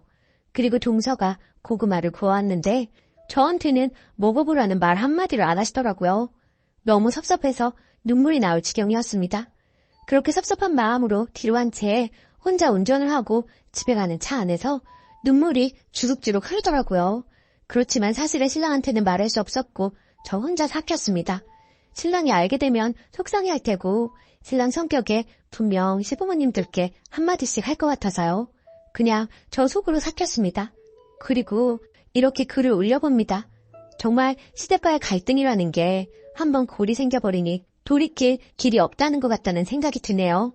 이 마당에 적금을 깨고 생활비를 줄여가며 300만 원이라는 용돈을 드려야 할지 아니면 계속 이런 냉전의 상태로 지내야 할지 자식된 도리를 잘하고 싶었는데 무리한 것을 요구하시니 너무 힘이 듭니다. 마음이 정말 답답하기만 합니다. 후기 댓글이 얼마나 달렸을까 생각하며 한참 만에 들어와 봤는데 정말 감사합니다. 그리고 얘기가 길어질까봐 결혼할 당시 상황과 제가 현재 쉬고 있는 부분에 대해서는 설명을 거의 하지 않았는데요. 그 때문에 오해하시는 분들이 계신 것 같다는 생각이 드네요. 우선 제가 결혼할 당시에 혼수와 예단 그리고 신랑 측에서 해주기로 한 예물 다 생략했다고 말을 드렸었는데요. 이야기하자면 너무나도 길지만 최대한 줄여서 얘기를 해보자면 저희 아버지가 공무원이시긴 하시나 어머니께서 꽤 오랜 투병 생활을 하셨던지라 집안 형편이 많이 좋지 않았습니다. 물론 지금은 완쾌되셨고 형편도 어느 정도 자리를 잡은 상황이고요. 하지만 그때 당시 저는 아무것도 가진 것도 없는 데가 무슨 결혼이겠느나 싶어 일단 결혼은 포기하고 살고 있었습니다. 그러던 중에 지금의 신랑을 알게 된 것이고요. 그때 당시 제 신랑 끊임없이 저에게 다가왔고 제 마음 잡으려고 고생 많이 했던 사람입니다. 그럼에도 그런 신랑의 마음 저는 받아줄 수 없었고요. 저의 못난 현실 때문에요. 그런데 그런 사정을 다 알게 된 신랑이 저를 다 이해해주고 감싸주더라고요. 그렇게 그 사람의 진심이 통했고 결혼에 꼴이 나게 된 것입니다. 그렇게 처음부터 저의 사정을 알고 있었던 신랑은 결혼하기 전부터 혼수, 예단, 지참금, 예물까지 다 생략하자고 했었고요. 그 부분에서 굉장히 주관이 뚜렷했습니다. 반면에 저는 그래도 기본적인 것은 빚을 내서라도 해가야 한다는 주의였던지라 쉽사리 받아들이기 쉽지가 않았지만 신랑이 시부모님들께 허락까지 받은 상황이었고 시부모님들 또한 그렇게 하자며 의견을 내주셔서 저희는 정말 감사하던 마음으로 따라가게 된 것이었고요. 물론 그게 시부모님들의 진심이 아니라는 것은 나중에 알게 되었지만 말입니다. 그리고 제가 일을 하지 않고 있는 부분은 얼마 전 아이를 가지기 위해 산부인과에 가서 검진을 해보니 모든 게 정상이긴 하지만 육체적, 정신적인 스트레스는 아기를 갖는 데 있어서 나쁜 영향을 미칠 거라고 하더라고요. 게다가 제 나이도 있고 간호사라는 직업이 3교대에 육체적으로 아주 힘든 직업이라 더는 일은 하면 안 되겠다는 신랑의 판단하에 그만두게 되었던 것입니다. 그리고 전부터 신랑은 제가 일을 그만두고 자신이 내조를 해주길 원했던 이유도 있었고요. 물론 이 일 또한 저희 시댁에서는 탐탁지 않게 여기고 있습니다. 그걸 아는 신랑 답답했는지 매번 시부모님들과 싫은 소리 할 때도 많았고요. 그렇지만 매번 제 편에 서서 제 얘기를 들어주는 신랑이 있어서 그나마 숨통은 좀 트입니다. 하지만 시부모님께 인정까지는 아니더라도 적어도 미운털 박힌 며느리는 되고 싶지 않은 게 제 마음인데 너무나도 가슴 아프고 속상하고요. 그리고 결국에는 시댁에서 있었던 일 신랑한테 털어놓았어요. 신랑도 하다 안 되겠는지 시댁에 단판을 치겠다고 하더라고요. 300은 사실 말도 안 되고 그렇다고 적금 깨고 하는 건 모두들 극구 반대하시기도 하고 적금 깨고 그 돈 다 쓰면 그 뒤에 계속 300을 드릴 수도 없는 현실이니까요. 모든 게 너무 무리된다 싶은데 저렇게 화만 내시니 시댁하고 사이가 틀어지더라도 결판을 내자는 것이 신랑 입장이자 절 결론이네요. 마음이 모질어야 하는데 가슴이 아픈 건 사실이에요. 시부모님 공경하면서 잘 살고 싶었는데 뜻대로 되지 않네요. 모든 조언 감사합니다. 답글 써주신 분들께 감사드립니다. 댓글: 남편분에게 말하는 게 좋을 것 같아요. 혼자 삭히면 그게 병이 됩니다. 저도 한 달에 생리 벌어오는 돈 160 가지고 생활을 하는데요. 이래저래 시댁에서 돈이 없네, 뭐가 필요하네, 이래서 들던 적금마저 깨서 해드리려고 하니까 이제 자연스레 그런 얘기를 하십니다. 한 번 했던 행동이 이제 버릇이 되어서 저희는 땅 파면 돈 나오는 기계인 줄만 아세요. 그러니까 절대 적금 같은 거 깨지 마세요. 저처럼 후회하시지 마시고요. 얼마 되지 않은 적금이었지만 깨고 나니까 적금 다시 넣기가 힘들어지더라고요. 님 글을 읽고 울컥했습니다. 약간 저와 비슷한 처지이신 것 같아서요. 님 힘내시고요. 남편분과 이야기를 해보세요. 자식들이 부모 돈 벌어다주는 기계는 아니잖아요. 또 아예 생활비 같은 거 안 드리는 것도 아니고 친정보다 더 드리고 있는데 왜 그렇게 욕심이 많으신지 모르겠네요. 동서한테는 이렇게 바라시지도 않으시죠? 전 시부모님이 형님한테 안 바라시거든요. 그 등살에 저만 죽어나고요. 유산기에 조산기에 있다고 해도 저만 죽어라 부려먹고 돈과 필요한 물건 있음 저한테만 연락하더이다. 저처럼 이렇게 살지 마세요. 댓글 2. 죄다 무개념 아닌가요? 집 좀 작은 데 살고 차가 꼭 필요한가요? 돈 없으면 걸어다니고 적당히 있으면 버스 타고 다니면 되는 거지. 무리하게 집 큰 거 사고 차 사고 그렇게 살아야 하나요? 작은 평수에 대중교통 이용했으면 홀랐겠구만. 그리고 우리 부모님은 내가 돈 드려도 도로 주시면서 항상 하는 말이 돈 줄 생각 말고 돈 빌리거나 오지 말라고 그러시면서 돈 가져오지 말라고 하던데 그 시댁은 진짜 개념이 없네요. 오늘의 사연은 여기까지입니다. 안녕하세요. 속상한 일들 좀 시원하게 이야기하고 싶어서 이곳까지 오게 되었네요. 저는 시어머니가 한 말 때문에 가끔 속상해서 잠을 못 자는 며느리입니다. 저는 현재 30대 후반으로 올해 초 기다리던 임신을 하게 되었어요. 주위에서 임신은 하늘이 내린 선물이라며 힘들게 아이가 생긴 친구들이 있었지만 사실 그게 제 일이 될 줄은 몰랐죠. 매번 병원 다니고 주사 맞고 하는 게 정말 쉬운 일이 아니더라고요. 몸과 마음이 고되고 지쳐갈 무렵 생긴 아기라 더 소중하고 기뻤습니다. 그런데 임신 26주부터 계속 피가 비쳐 병원에서 움직이지도 말고 집에만 있으라는 말을 듣게 되었고 정말 집 밖에는 나가지도 않고 누워있는 생활이 지속되었습니다. 결국 나중에 고위험 산모실에 2주 동안 입원해 자궁수축 억제제를 맞고 버텼으나 약물 부작용과 조기 진통으로 33주 되는 날 응급제왕으로 출산하게 되었어요. 뭐든 자연스러운 게 좋은 것인지 그래도 출산하는 것보다는 수술이 쉬울 거라고 생각했는데 공포 그 자체였어요. 수술 깨고 나서도 제가 계속 헛소리하면서 눈물만 흘렸다고 하더라고요. 하지만 제 건강보다 중요한 건 아기였습니다. 아기는 출산 직후 인큐베이터에 들어가게 되었고 많은 걱정 속에 약 한 달간 인큐에 있다가 태어나게 되었어요. 한편 시어머니는 올해 초 유방암 초기 판정을 받은 상태셨어요. 바로 선항암 수술을 받았으며 아기를 출산할 때쯤에는 방사선 치료를 받고 있는 중이었습니다. 그런데 문제는 출산 후 시어머니의 잦은 전화와 통화 내용으로 제가 엄청나게 스트레스를 받게 된 것입니다. 응급 재앙한 다음 날 저에게 수고했다는 말도 없이 아기의 상황을 물어보시더니 아기가 엄마 목소리 갑자기 못 들어서 무서워할 것 같다. 매일 네가 가서 목소리라도 들려줘야 하는 거 아니니? 하시더라고요. 신생아 중환자실에서 아기 면회 안 된다는 거를 여러 번 설명해도 이해를 못했어요. 그리고 아기가 집에 오고 나서는 거의 2달간 2, 3일에 한 번씩 전화했는데 주로 가족 단톡방에 보낸 아기 사진을 보고 요즘 육아 방식에 맞지 않는 이상한 지적들을 계속해서 하셨어요.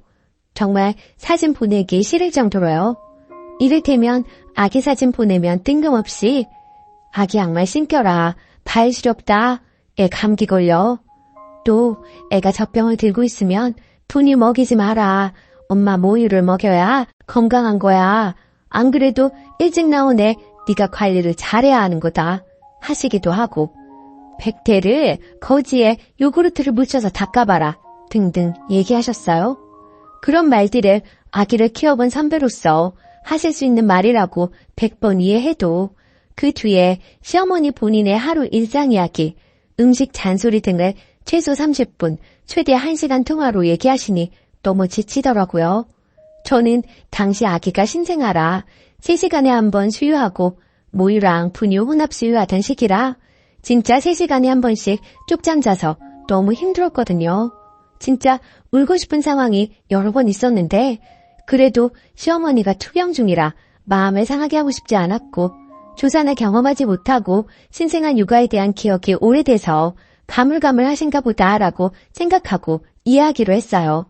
조산 과정과 제 심정, 육아가 녹록지 않은 상황을 디테일하게 2-3번 설명하면서 이해시키려고 노력했습니다. 근데 어느 날 아기의 병원 정기검진 날에 전화가 와서 통화하는데 시어머니가 아니, 아기가 왜 이렇게 자주 병원에 가냐?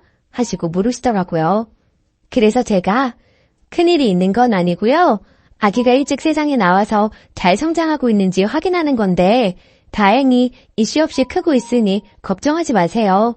라고 했더니 웃으면서 네가 아기 내보낸 건 아니고? 라고 얘기하시는 겁니다. 순간 잘못 들은 건가? 했는데 다시 웃으면서 아기는 엄마 뱃속이 좋아서 더 있고 싶었는데 네가 내보낸 거 아니니? 라고 얘기하셨어요. 그 뒤로 마음이 너무 상하고 슬프기도 하고 화나기도 하고 전화 끊고 나서 남편에게 이 이야기를 했고 남편도 너무 충격받고 미안해 하더군요.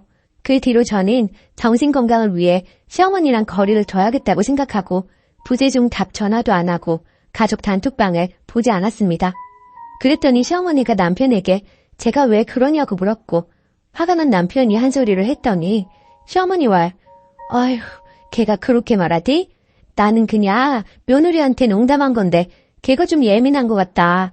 뭐 내가 악의적으로 그런 말을 했겠어? 농담으로 한 거지 하셨다네요. 시어머니의 뻔뻔한 반응에 남편이 더 화가 나서 엄마, 며느리가 예민한 게 아니고 어머니가 농담으로 할 수 없는 얘기를 한 거예요.